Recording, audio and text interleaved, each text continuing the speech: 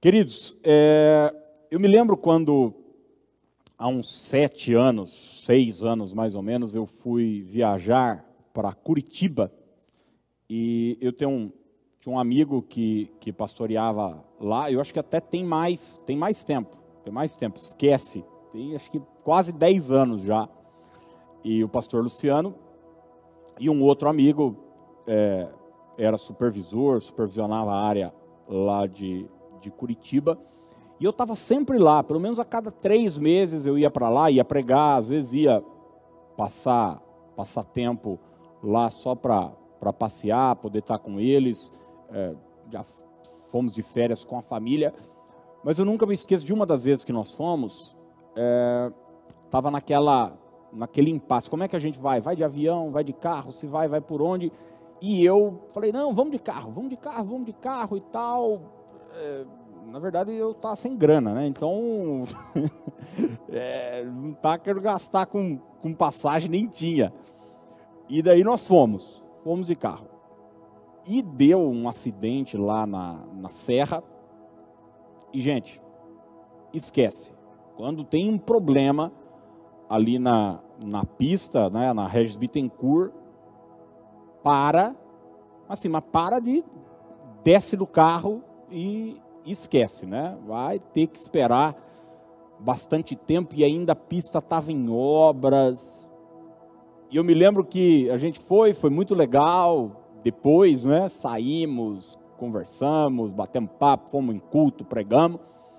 E depois, na hora de retornar, um dos amigos falou assim, ó, só me prometa uma coisa: nunca mais a gente vem desse jeito. Nunca mais a gente vem desse jeito. Interessante é que estar lá em Curitiba foi muito bom, mas a ida foi horrorosa. Viagem demorou, trânsito, acidente na pista e uma demora de enlouquecer. E muitas vezes a nossa vida é assim, né? O destino, a chegada é até legal, mas a caminhada não é boa. E desde quinta-feira eu tenho falado sobre isso, sobre a importância da caminhada. Deus é aquele que não só se interessa pelo lugar onde nós vamos chegar, mas a maneira como nós chegaremos até esse lugar. A caminhada, a trajetória, a viagem para Deus é importante, né? Para Deus, o fim, jamais vai ser uma justificativa para os meios. Pelo contrário, a chegada tem que ser boa, mas também a trajetória precisa ser boa. E nesses últimos cultos, tanto na quinta quanto hoje pela manhã, eu falei sobre 4 caminhos, 4 estradas que a gente deve fugir. E eu vou só citá-las aqui. Depois, se você não esteve com a gente nas últimas reuniões, a mensagem está gravada. Eu vou pedir para você dar uma olhada lá, tanto quinta como hoje de manhã, a primeira parte e a segunda parte.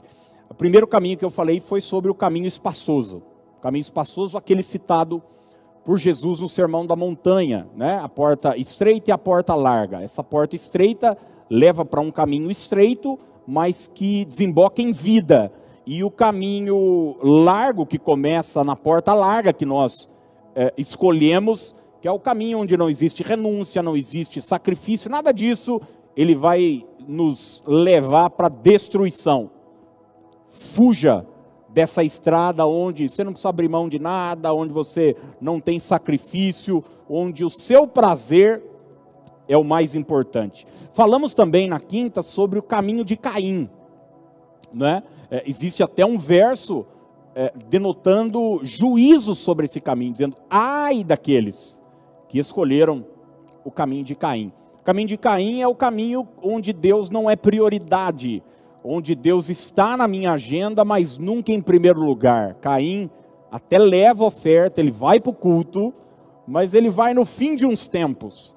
E como hoje, infelizmente, muitos religiosos encaram e entraram pelo caminho de Caim. Eles até vêm para o culto, eles até ouvem a palavra, eles até ofertam, eles até contribuem, eles até oram, eles até leem a Bíblia, mas jamais como prioridade, como primícia nas suas vidas. Não, Deus é só um detalhe. Minha atividade física é mais importante, minha família é mais importante, meus negócios são mais importantes.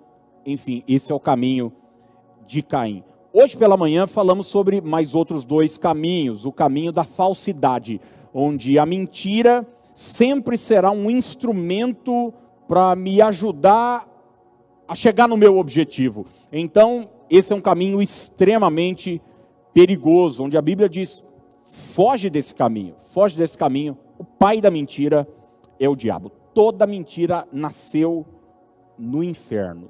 Toda mentira nasceu no inferno. E terminamos hoje de manhã falando sobre o caminho de Balaão, que é o camarada lá da jumenta que alugou seu dom espiritual por honra, por dinheiro, por vantagem, por lucro. E sempre que nós entramos na estrada da vida, sempre pensando o que é que eu vou ganhar com isso, a gente está na estrada errada, né? A Bíblia nos chama a ser uma fonte e não um lago, uma fonte a jorrar, né? E jamais pensar no que eu vou ganhar, no que eu vou receber, mas sempre olharmos para a vida nessa atitude generosa. Eu já vi muita gente reclamar: poxa, eu fui em tal igreja, ninguém me abraçou. Daí eu às vezes pergunto para a pessoa: e você abraçou alguém? Ah, fulano não me cumprimenta. E a pergunta é: e você cumprimenta? Porque às vezes a gente está sempre pensando só no que os outros podem e devem fazer para a gente. Mas a questão é: e eu faço alguma coisa para abençoar os outros? Então o caminho de Balaão é esse caminho egocêntrico. Está sempre pensando em si. Mas a pergunta que fica para nós é: qual é a estrada correta?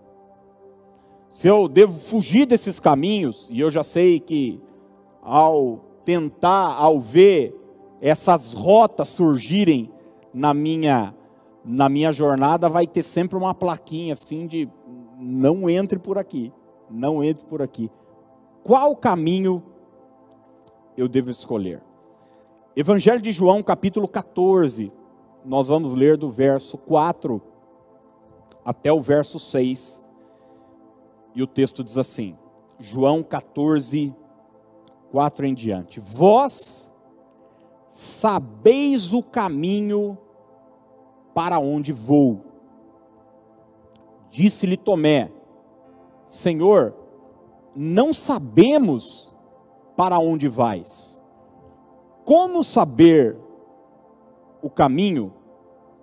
Respondeu-lhe Jesus: eu sou o caminho, a verdade e a vida. Ninguém vem ao Pai senão por mim. Respondeu-lhe Jesus: eu sou o caminho e a verdade e a vida. Ninguém vem ao Pai senão por mim.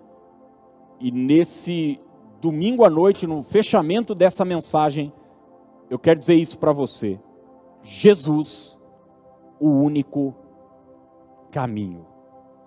Jesus, o único caminho. A gente até acabou de cantar isso aqui, sem combinar, sem nada. Tem tudo a ver com Ele. Jesus se coloca como a rota que nós devemos seguir, como a estrada pela qual nós devemos andar. Jesus é esse acesso, não uma alternativa. Jesus é a alternativa, o único caminho. Você que é um estudioso da língua portuguesa vai entender que Jesus não se coloca como um caminho, mas como o caminho, como o único acesso até o Pai. E é impressionante como as pessoas insistem na vida buscando caminhos alternativos, buscando estradas perigosas que só levarão à destruição. Quando Jesus surgiu na Galileia, pregando há 2000 anos, muitos contemporâneos do ministério de Jesus experimentaram isso. Você sabe que um dos primeiros a começar, na verdade o primeiro a começar a seguir Jesus foi André. André, que é irmão de Simão, de Pedro. E André era discípulo de João Batista. E quando João Batista vê Jesus e diz, olha, esse é o Cordeiro de Deus que tira o pecado do mundo. Então André vai atrás de Jesus. E depois de passar um tempo com Jesus, olha o que a Bíblia diz, João 1:41. O primeiro que ele encontrou foi Simão, seu irmão. E lhe disse, achamos o Messias, isto é, o Cristo. Nós achamos o Messias, nós encontramos aquilo que nós estávamos procurando.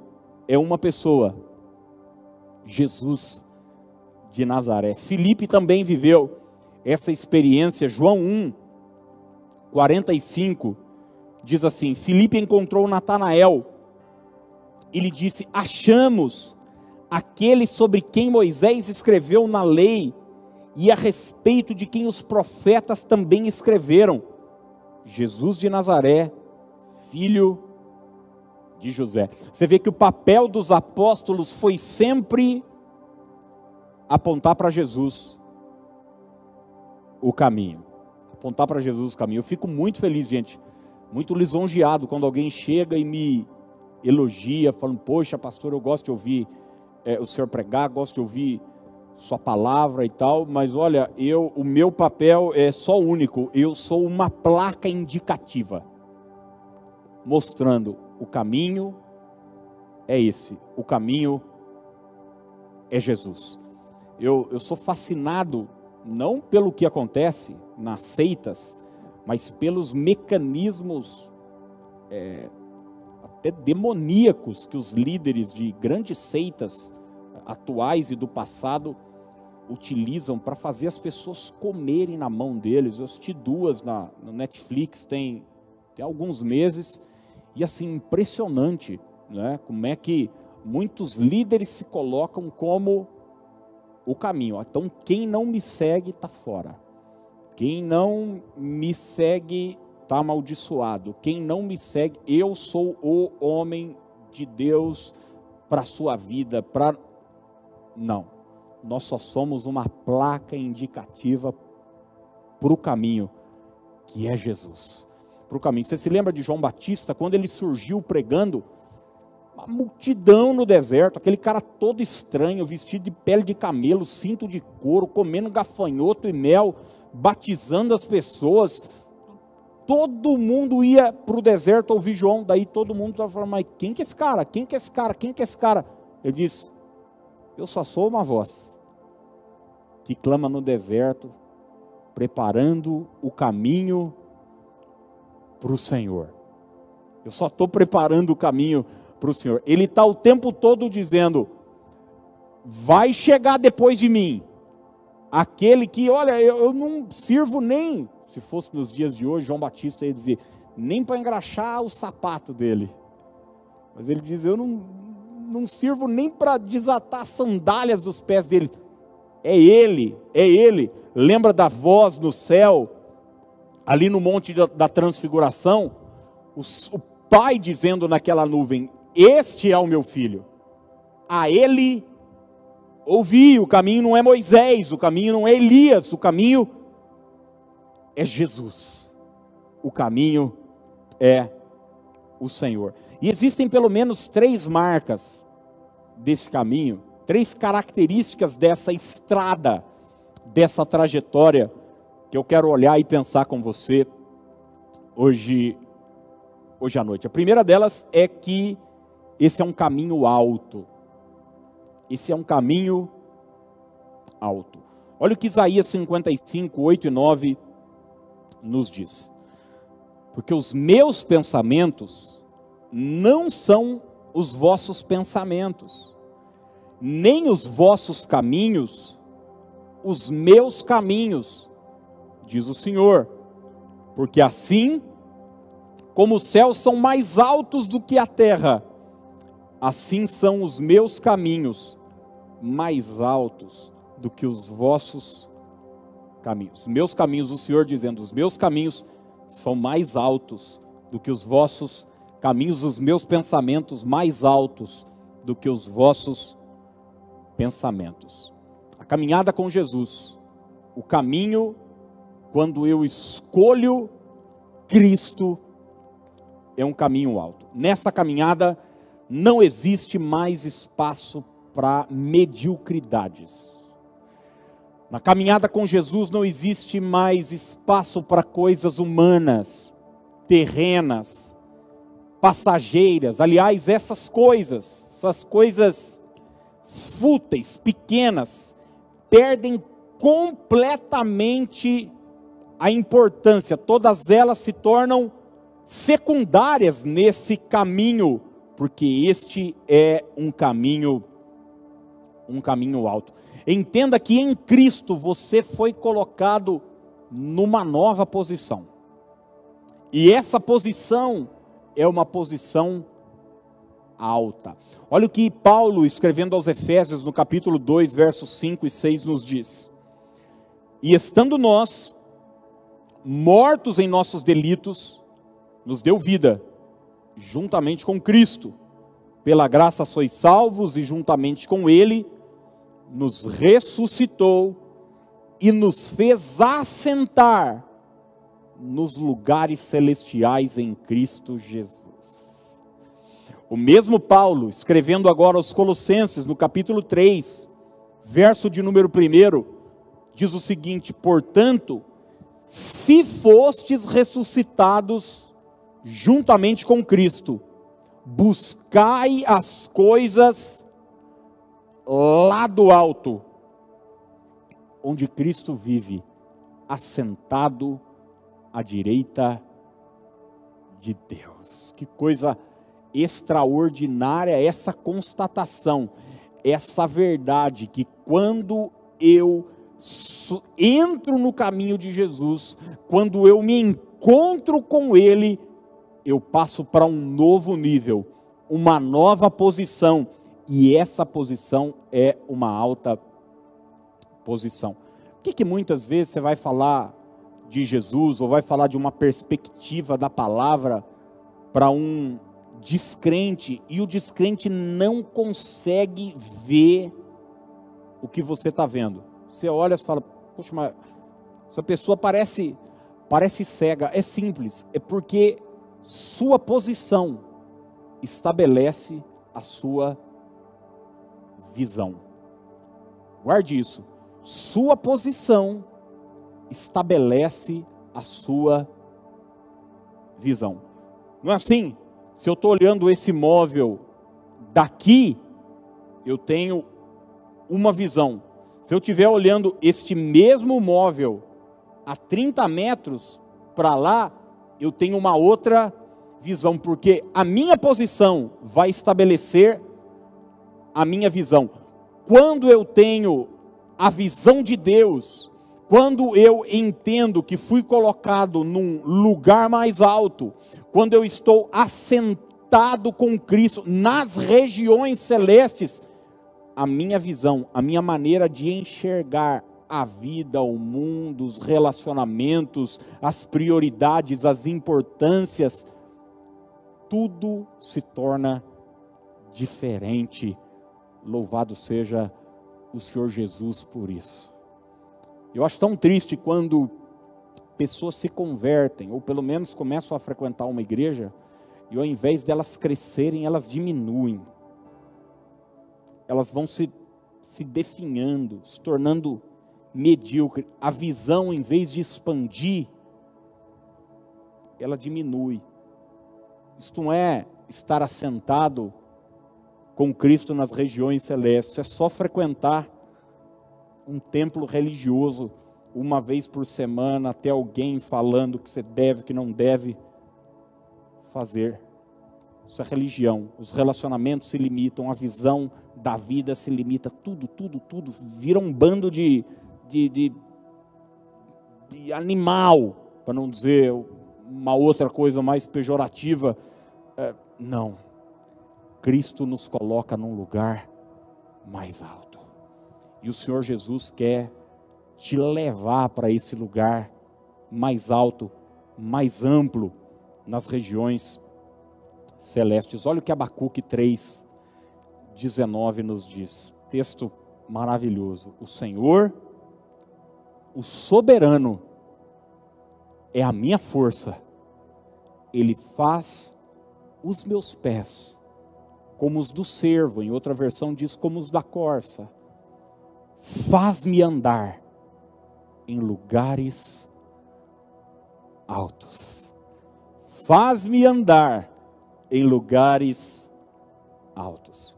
Irmãos, no nosso meio não existe espaço para mediocridade. O Senhor nos colocou em lugares altos. Não tem disputa, não tem. Você se lembra quando os discípulos começam com aquelas disputas e tal? Quem é o maior? Quem é o mais importante? Você imagina a paciência que Jesus precisava ter, né, gente? Com aquela turma. Daí eles começam a discutir. Ele chega com uma bacia, uma toalha e fala: aqui no meu reino é diferente. Os mecanismos são mais altos, mais altos. O maior é o que serve. O primeiro se torna o último. Então, no reino de Deus, a caminhada é uma caminhada num outro nível. Segunda coisa, segunda marca desse caminho é que é um caminho de santidade. Quando eu me encontro com Cristo e entro nessa estrada, eu preciso entender que esse é um caminho alto e que esse caminho tem como marca também a santidade. Olha o que Isaías 35:8 nos diz. E ali haverá uma grande estrada, um caminho que será chamado caminho de santidade. Os impuros não passarão por ele, servirá apenas aos que são do caminho. Os insensatos não o tomarão. Gente, andar com Jesus nos afasta do pecado. Eu tenho me preocupado com um tipo de evangelho que tem sido pregado, infelizmente, tem crescido muito, mas não é de hoje, viu, gente? Você vai olhar as cartas de Paulo, você vai olhar as cartas de Jesus aos anjos, né, da igreja, no Apocalipse. Isso já era uma coisa recorrente no início de tudo, onde as pessoas, ao se converterem, elas distorcerem uma bênção chamada liberdade. Então, eu me lembro, há muitos anos surgiu um pastor, e eu conheci assim de longe, e ele falava muito sobre essa liberdade em Cristo, e ele começou a regimentar um grupo até considerável de discípulos, e é interessante que a mensagem dele fazia sentido, mas que os seus seguidores se tornavam pessoas piores e não melhores. Se tornavam pessoas que o casamento ia acabando, que a pessoa nunca frequentou ambientes ruins e agora ela entendeu a liberdade em Cristo como: agora eu posso ir para onde eu quiser ir, eu posso me relacionar de forma imoral, sexualmente, saio com um, saio com outro. Não! O caminho com Jesus é um caminho de santidade. Nós precisamos entender, e uma coisa precisa ficar clara de uma vez por todas: Jesus nos libertou do pecado e não para o pecado. Aliás, se você ler Romanos 6 e 7, e 8, que Paulo está falando sobre essa liberdade, sobre essa luta da carne e do espírito, ele está corrigindo isso na cabeça dos romanos. Olha, nós fomos libertos do pecado, e não para o pecado. É o pecado que nos prende, e Jesus nos liberta. Nos liberta para quê?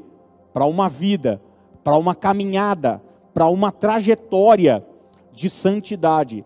É muito comum, você vai ver, Jesus se encontra com as pessoas, ele perdoa as pessoas, é claro que ele perdoa as pessoas, onde abundou o pecado, superabundou a graça, e Paulo vai falar lá na frente, é por causa disso que a gente vai pecar mais? Não, pelo contrário, é por causa disso que nós seremos livres para viver em santidade. Daí Jesus, depois de perdoar a pessoa, depois de dizer, mulher, onde estão os teus acusadores? Não, ninguém te condenou? Ninguém me condenou, eu também não te condeno. A conversa termina aí? Não. A conversa continua, e as últimas palavras de Jesus é: vai e não peques mais. Vai, você está livre agora, mas tem uma coisa: não peques mais. Quando ele se encontra com um paralítico, ali, aquele da beira do tanque de João 5, no templo, em João 5, lá no versículo 14, Jesus disse para ele: olha que já estás curado, não peques mais, para que não te suceda coisa pior. A caminhada com Jesus é uma caminhada de santidade, de vida reta, de vida separada. Hebreus capítulo 12, verso 14, a parte B do versículo diz o seguinte: sem santidade ninguém verá o Senhor. Sem santidade ninguém verá o Senhor. Eu sei que está fora de moda, eu sei que normalmente hoje em dia não é pregado, eu sei que muitas igrejas viraram um supermercado, dizendo na segunda você vai, porque segunda é dia de você receber isso, na terça é dia de você receber aquilo, na quarta é dia de você receber aquilo outro, e as pessoas vão fazendo suas escolhas. E normalmente é difícil você ter uma reunião de santidade no meio de tudo isso, mas gente, a santidade é algo fundamental na nossa caminhada, porque sem a santidade, sem a santificação, ninguém verá o Senhor. Quando você começa a caminhar com alguém, você começa a ser influenciado por essa pessoa. Você começa a tomar os traços, as marcas, o caráter dessa pessoa. Sua fala muda, sua visão em relação ao próximo muda, seus valores mudam. E quando a gente entra nessa estrada com Jesus, nós passamos a ver a vida como Ele vê. Aliás, foi isso que Ele fez aqueles 3 anos e meio com aqueles discípulos. Impactar a vida daqueles homens com a sua caminhada, com o seu jeito de andar. Jesus, o Santo de Israel. E são esses mesmos apóstolos, como Pedro, por exemplo, que vai escrever lá na frente: sede santos, porque o Senhor vosso Deus é santo. Gálatas 2:20, Paulo disse o seguinte: logo, já não sou eu quem vive, mas Cristo vive em mim. E esse viver que agora tenho na carne, vivo pela fé no Filho de Deus, que me amou e a si mesmo se entregou por mim. Para eu passar para o terceiro e último tópico da mensagem, eu quero fazer uma pergunta para você. A sua santificação tem influência na hora de você tomar as decisões na caminhada da sua vida?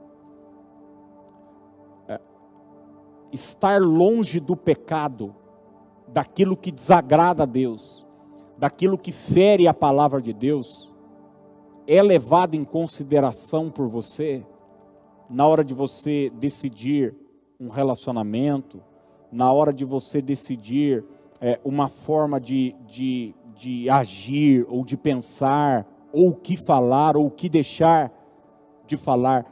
A santidade é importante na caminhada quando nós escolhemos esse caminho que é Cristo. A santidade deve ser uma marca na nossa vida. O caminho de Jesus é o caminho da santidade. E em terceiro e último lugar, nessa caminhada com Cristo, nessa estrada do Senhor, nós vamos encontrar também o caminho da palavra.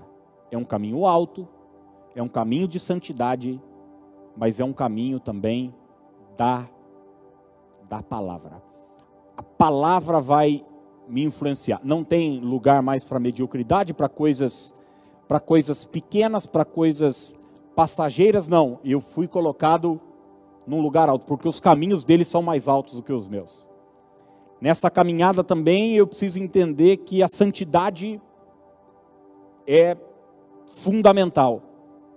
Mas eu preciso levar em consideração também um outro fator, que nesse caminho a palavra de Deus sempre terá influência, sempre será determinante em qual rota eu devo entrar ou não, qual decisão eu devo tomar ou não. Há pessoas que, na hora de decidir, o que é que eu faço em relação ao meu trabalho, o que é que eu faço em relação ao meu filho, o que é que eu faço em relação à educação deles, o que é que eu faço em relação ao meu casamento, elas levam em consideração a opinião da manicure, da cabeleireira, do professor de musculação, do professor da faculdade, do vizinho, do colega de escritório, leva em consideração a opinião de todo mundo.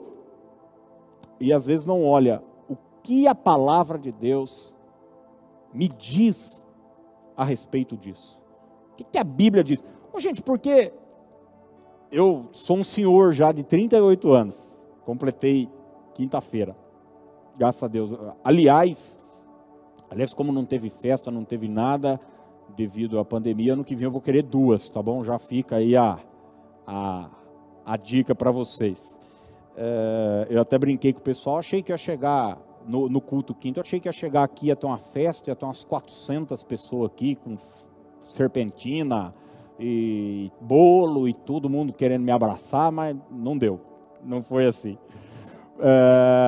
Mas assim, a gente muitas vezes, na nossa caminhada, na nossa trajetória, no nosso andar com Deus, a gente leva em consideração todas as opiniões. E como eu disse, eu já tenho uma certa idade para dizer para você o seguinte, que as opiniões humanas, a visão de mundo do homem, elas oscilam, elas uma hora pensam de um jeito, outra hora de outro, agora a moda é tal coisa, agora a moda é tal coisa.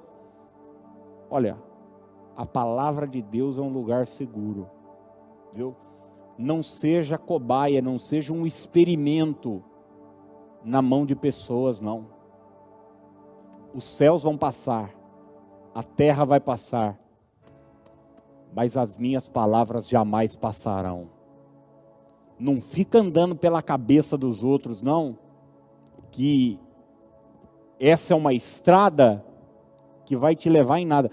Eu vejo pessoas que não têm o mínimo de autoridade, muitas vezes, querendo aconselhar. Aliás, as pessoas que mais falam, que mais dão conselho e tal, às vezes é porque estão querendo resolver uma coisa que na vida delas não é resolvida. Seja honesto, gente.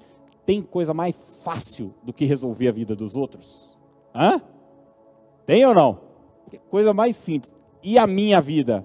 Não, daí eu tenho minhas justificativas, eu tenho tudo.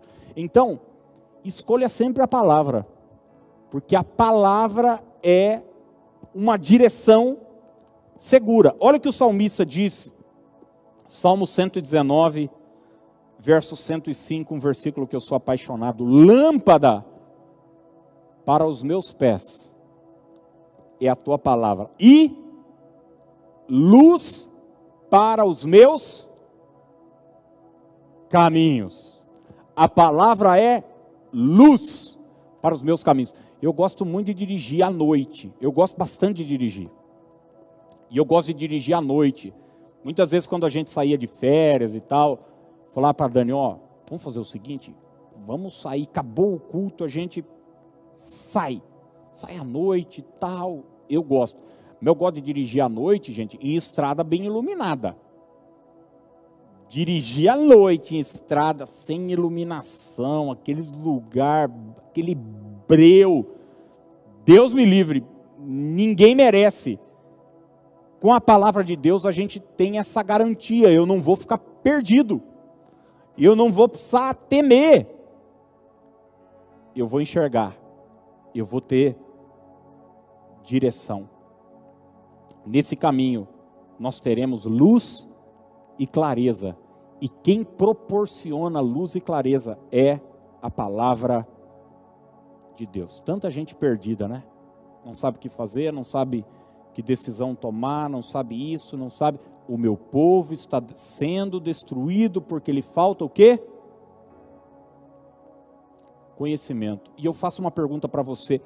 A palavra de Deus influencia nas decisões que você toma nessa caminhada que é a vida, nessa viagem que é a vida? Você olha para a palavra, e quando eu falo palavra, eu não estou falando de caixinha de promessa, viu, gente? E quando eu falo para a palavra de Deus, eu não estou falando para aquele profeta que você fica ligando, para a irmã Joaquina, o irmão João, ou qualquer outra coisa, para ver, eu quero ver que palavra Deus tem para mim. Isso aí é uma espécie de tarô gospel. É o mesmo mecanismo, é o mesmo funcionamento, só tem uma cara melhor. Eu estou dizendo conhecer a palavra de Deus, mergulhar na palavra de Deus, se enfiar na palavra de Deus. Jesus vai falar sobre a parábola do semeador, ele vai falar de uma semente que cai na beira do caminho, de uma semente que cai num solo rochoso, de uma semente que cai entre os espinhos, mas ele vai falar de uma semente que cai numa terra boa, numa terra fértil, que a gente possa escolher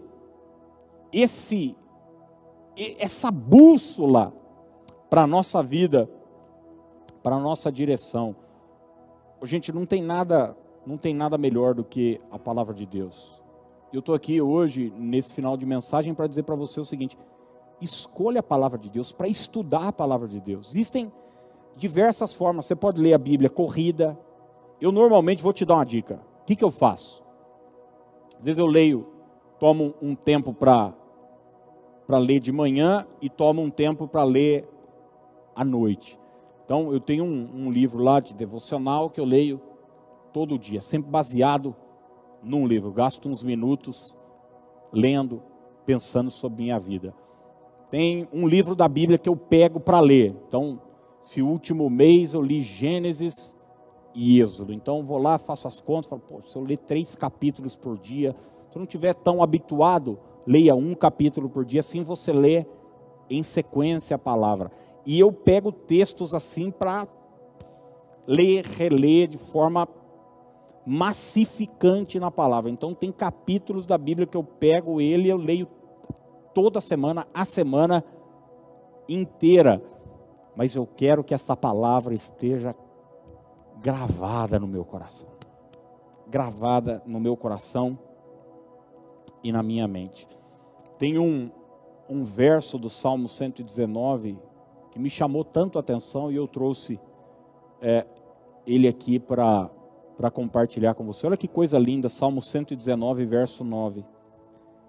De que maneira poderá o jovem guardar puro o seu caminho? De que maneira? Como é que um jovem, como é que uma pessoa torna puro o seu caminho?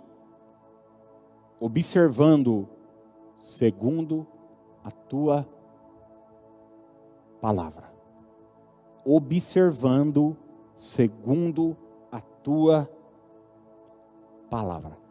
É a palavra que vai me dar direção. É a palavra que vai me dizer: isso você não deve fazer, isso você deve fazer. Não é meu sentimento, porque muita gente, às vezes eu tenho dificuldade de conversar com algumas pessoas, porque elas sempre dizem o seguinte: ó, Deus me disse isso, Deus me disse isso, Deus me disse isso, Deus me disse isso. E daí, só que às vezes o que me assombra, não que eu não acredito que Deus diga, Ele já me disse muitas coisas, sempre está me dizendo, através do Espírito Santo, através, enfim, preguei sobre isso há um tempo atrás. Mas é que muitas vezes esse Deus me disse vai contra a palavra, e nunca Deus irá contra a sua palavra. Nunca, jamais Deus irá voltar atrás daquilo que falou. Então, a dica final que eu quero deixar para você é essa: estude a palavra de Deus, se apaixone pela palavra de Deus. Gente, hoje tem N aplicativos, N versões da Bíblia, tem Bíblia colorida, tem Bíblia com cara de leão, eu vejo aqui porque o pessoal sempre tem Bíblia da mulher. Esses dias eu vi uma propaganda, Bíblia da vovó. Eu sei que eles fazem isso para ganhar dinheiro, não tem problema, cara. O importante é você pegar a palavra e estudar e marcar, e anotar, e fazer referência, e buscar, e pesquisar, e mergulhar. E, não tem, a maior balela do mundo é essa conversa que a gente não tem tempo, né? A gente não tem prioridades na vida. Mergulhe na palavra de Deus. Enquanto os irmãos chegam, eu quero terminar com o que, segundo Samuel 22, 31,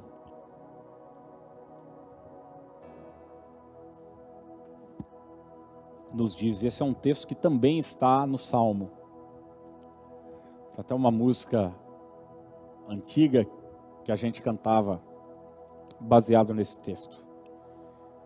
E o texto diz assim: este é o Deus cujo caminho é perfeito.